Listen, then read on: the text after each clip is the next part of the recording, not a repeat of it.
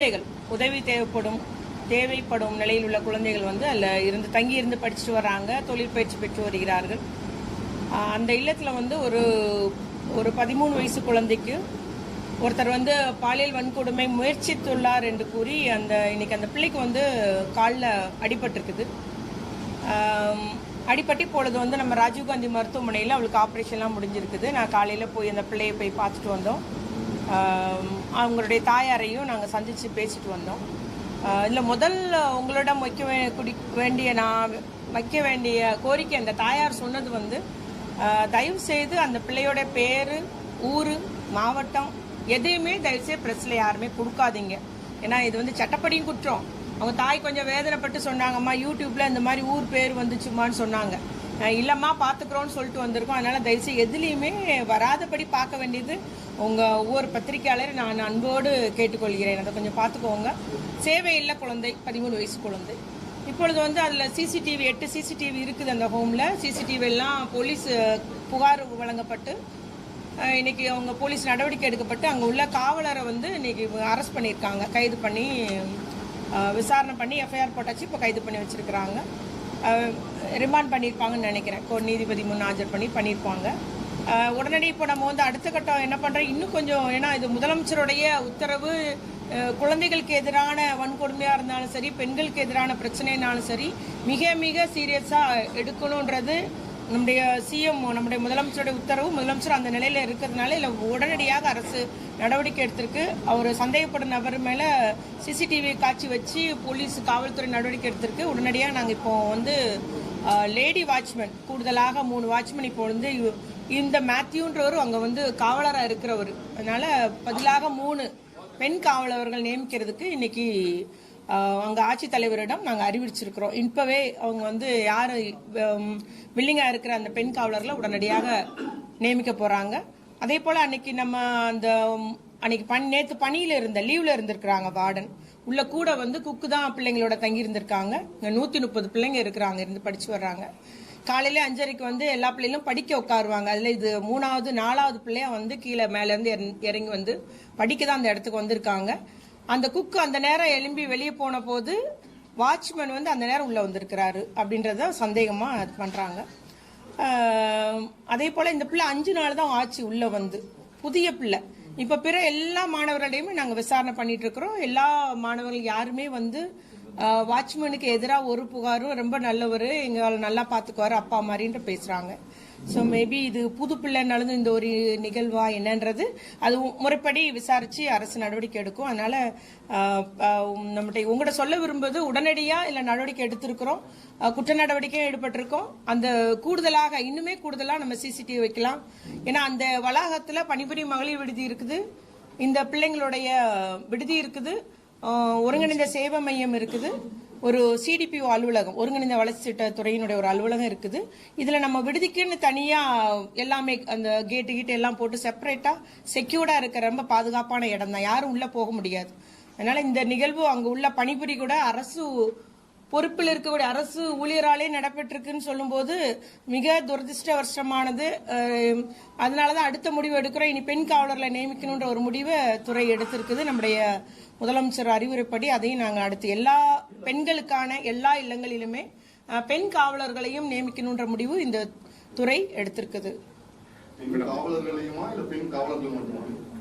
பெண் காவலர்கள் மட்டும். ஏன்னா அரசு வேலையில இருக்கவங்கள நாங்க வேற இடத்துக்கு மாத்திட்டு அந்த இடத்துல லேடிஸ் போடணும். உடனடியா லேடிஸே போடுறாங்க. எல்லா பெண்கள், அதாவது அன்னை சத்யா இல்லம் இருக்குது, அன்னை சத்யா இல்லம் மற்றும் இந்த மாதிரி தாம்பரம் சேவை இல்லங்கள், இந்த இல்லங்கள்ல வந்து பெண் காவலர்களை நியமிக்கணும் அப்படின்றது முடிவு பண்ணியிருக்கோம். தொடர்ந்து இந்த குற்றச்சாட்டை வச்சுட்டு வராங்க, பெண்களுக்கான பாதுகாப்பு இல்லை அப்படின்னு. இப்ப நீங்களும் ஒரு நல்ல முடிவு எடுத்திருக்கீங்க, அதாவது பெண் காவலர் போடணும். இது வந்து ஒவ்வொரு விஷயமே ஒரு இன்சிடென்ட் நடந்ததுக்கு அப்புறம் தான் வந்து பண்ண வேண்டியதா இருக்கு. ஏன்னா இப்போ ஒரு குழந்தைகளிடமோ அல்லது இந்த காப்பகமோ முதல்லயே நம்ம பெண் காவலர்கள் எப்படி ஒரு லேடி ஒரு தவறு ஏற்பட்டால் பெண் காவலர் விசாரிக்கிறீங்களோ, அதே மாதிரி முதல்லயே பிளான் பண்ணிக்கலாம். ஒவ்வொரு முறையுமே ஏன் இந்த அவரு 21 வயசுல இருந்து வேலை பார்த்துட்டு இருக்கிறாரு. இது வரைக்கும் எந்த புகாரும் வரல. இப்ப சட்டுன்னு ஒரு ஆண் மகனை நம்ம குற்றம் சொல்ல முடியாது இல்லையா? இவள நல்லா பாத்துட்டு இருந்தது. அதுதான் நான் சொல்றேன், நீங்க சொல்றது இப்ப அப்படிதான் இருக்குது எனக்கு இல்லையா. ஒரு புகாரோ இல்ல அவருடைய ஒர்க்ல டிசிப்ளின் இல்ல எதுவுமே வரல. இந்த இதுல ஒரு புது பிள்ளைகிட்ட அப்படி நடந்துக்கிறான்னு சொல்லும்போது நமக்கு வருத்தமா தான் இருக்கு. அதனால யாரை நம்புறதுனே தெரியல. இனி வந்து அரசு எல்லா பெண்கள் குழந்தைகள் இல்லத்துல வந்து அது தொண்டு நிறுவனம் நடத்துற இல்லமா இருந்தாலும் சரி, நம்மளுடைய அரசு இல்லங்களிலும் பெண் காவலர்களை நியமிக்கணும்னு முடிவு பண்ணியிருக்கோம். அது மாதிரி இந்த பெண்கள் பள்ளிகளிலையும் நீங்க இந்த ஏன்னா நீ பெண்களும் வேலை வாய்ப்புலாம் நிறைய பேர் இருக்காங்க, அதுக்கு அவங்க பயன்படுத்தலாமே. பெண்கள் ஸ்கூல்லயுமா பெண் காவலர்கள் இல்ல, உங்களுடைய ஐடியா நல்ல ஐடியா தான். நிச்சயமா அரசு பரிசீலிக்கும். அது வந்து கல்வித்துறை சார்ந்தது. நாங்க அவங்களுக்கும் பரிந்துரை செய்வோம். இல்ல கண்டிப்பாங்க. சரி,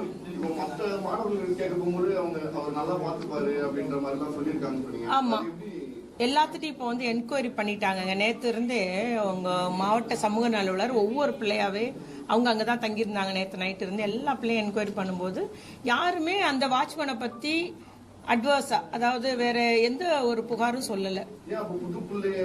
அதுதான் எங்களுக்கு சந்தேகம். அதுதான் காவல்துறைக்கும் ஒரு சந்தேகம். அதனால அதுக்கு விசாரணை முடிஞ்சிச்சு. இன்னைக்கு எஃப்ஐஆர் போட்டாச்சு, ரிமாண்ட் பண்றாங்க. எதனால இப்படி ஒரு நிகழ்வு நடந்ததுன்றது எங்களுக்கு எல்லாத்துக்குமே சந்தேகம். அதனாலதான் எல்லா இடம் பெண் காவலர் மாத்திரம். ஏன்னா இவ்வளவு நாள் நம்பிக்கைக்குரிய யாருமே புகார் சொல்லல. எதனால இந்த ஒரு பிள்ளை ஒருவேளை புது பிள்ளைன்னு நடந்துகிட்டாங்களோ என்னன்னு தெரியலங்க. அது முடிவு வரட்டுங்க, சரிங்களா? நீதிமன்றம் முடிவு செய்யும். இல்ல, உள்ள யாரும் போக முடியாது. வேற யாரும் ஆகல. அந்த பிள்ளைங்க வேற யாருமே எல்லாத்திட்டும் என்கொயரி பண்ணியாச்சு. 128 பிள்ளைங்கள்ட்டையுமே கேட்டாச்சு, 129 பிள்ளைகிட்டையும் கேட்டாச்சு. இந்த பிள்ளை அது மாதிரி கரெக்டா அடையாளம் காமிச்சிட்டா. அந்த பிள்ளை வந்து தைரியமா இதை ஃபேஸ் பண்ணதுனால இன்னைக்கு அந்த கால்ல வலியோட முடிஞ்சு போச்சு. ஆமா, கால்ல ஆபரேஷன் முடிஞ்சு நல்லா இருக்காங்க. கண் விழிச்சிட்டாங்க, மயக்கம் தெளிஞ்சு நல்லா இருக்காங்க. தைரியமான பொண்ணு.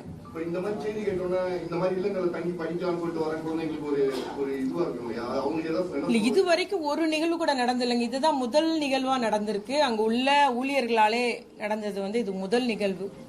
அதனால பிள்ளைங்க தைரியமா வரலாங்க, தங்க வைக்கலாம், அரசு இல்லத்துல தங்க வச்சு படிக்க வைக்கலாம்.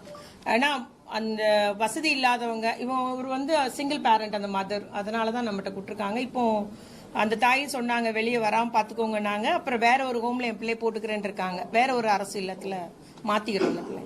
தனியார் நிறுவனங்கள் நிறைய தொற்று நிறுவனங்கள் நீங்க சொல்ற இன்ஸ்ட்ரக்ஷன் அதை இப்ப இன்னைக்கு சொல்றதுனால எல்லாத்தையும் பெண் காவலர்கள் போட சொல்றாங்க. உள்ள ஆள் நிச்சயம் நைட்டு தங்கணும்ன்றத கட்டாயப்படுத்தி இருக்கோம். அது மாதிரி ரெகுலர் விசிட் எங்களுக்கு ரிப்போர்ட் வந்துட்டே இருக்கு. ஏன்னா அந்த திருப்பூர்ல ஒரு இன்சிடென்ட் நடந்ததுல இருந்து பிள்ளைங்களுக்கு ஆள் கட்டாயம் ஒரு பெண்ணு நைட்டு அவங்களுக்கு பாதுகாப்பா படுத்திருக்கணும்ன்றது அது எல்லாமே என்ஷூர் பண்ணிட்டு தான் வரோம். பிள்ளைங்களுக்கு தேவையான எல்லா வசதியும் பண்ணணும்னு முறையா அது மாதிரி ரிப்போர்ட்டும் வாங்கிட்டே இருக்கோம். மந்த்லி ரிப்போர்ட் எல்லாம் நம்ம ஆட்கள் விசிட் பண்ணி மாவட்ட குழந்தைகள் அலுவலர்ல இருந்து விசிட் பண்ணி கொடுத்துட்டே இருக்காங்க. அதனால எல்லாமே இப்போ 3-4 வருஷத்துல பாத்தீங்கன்னா மிக கடுமையாக்கிட்டோம். சட்ட நடவடிக்கை அங்கீகாரம் கொடுக்கறதுல இருந்து எல்லாமே கடுமையாக்கிட்டு வரோம். இப்போ இன்னையில இருந்து அந்த பெண் காவலர்கள்ன்றதை நம்ம என்ஷூர் பண்ணிடுவோம். அதனால பெண்கள் வந்து நீங்க இனி வாட்ச்மேனா புரிவதுக்கு அவங்களும் தைரியமா முன் வருவாங்கன்னு நம்புறேன் நான்.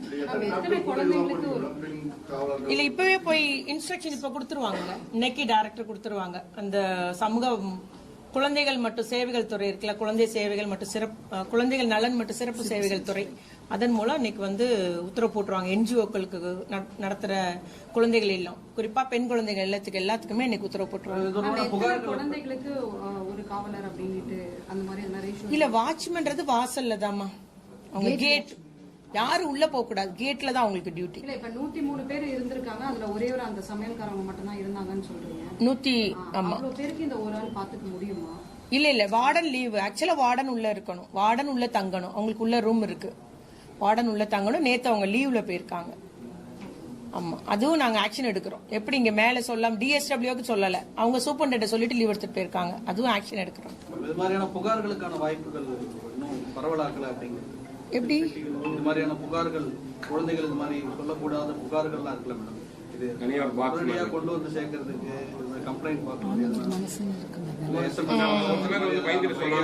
இல்ல, ஸ்கூல்ல எல்லாம் மாணவர் மனசுன்னு பெட்டி வச்சிருக்காங்க. இது ஆமாங்க, ரெகுலரா கண்காணிக்கப்படுதுங்க. இந்த எப்படி நீங்க பாஷா ஆக்ட்ல பணிபுரியும் இடத்துல பெண்களுக்கான அந்த புகார் பெட்டி, அந்த குழுக்கள் எல்லாமே கண்காணிக்கப்படுது. எங்க புகார் வந்தாலும் உடனே பாத்துறோம். இல்லாட்டாலும் ரெகுலரா பாக்குறாங்க. ஆமா, 10, 9, 8 போன் நிறைய வருதுங்க. நிறைய நம்பர்ஸ் வந்து அன்லிமிட்டடா ஃபோன் வருது. ஒன்று சில என்கொயரி வரும், சிலது ஃபன்னுக்காக பண்ணுவாங்க. ஆனால் நிறைய புகார், சின்ன சின்ன விஷயங்கள் கூட 19-8 181 புகாரா வந்துருது. அந்த கால்ஸ் எண்ணிக்கை அதிகரிச்சுட்டு தான் வருது. அதனால நிறைய பேருக்கு அந்த நம்பர், புகார்களோட எண்ணிக்கை அதிகமாயிட்டு இருக்கு. அழைப்புகளோட எண்ணிக்கை அதிகம், எல்லாமே புகாரா இருக்காது.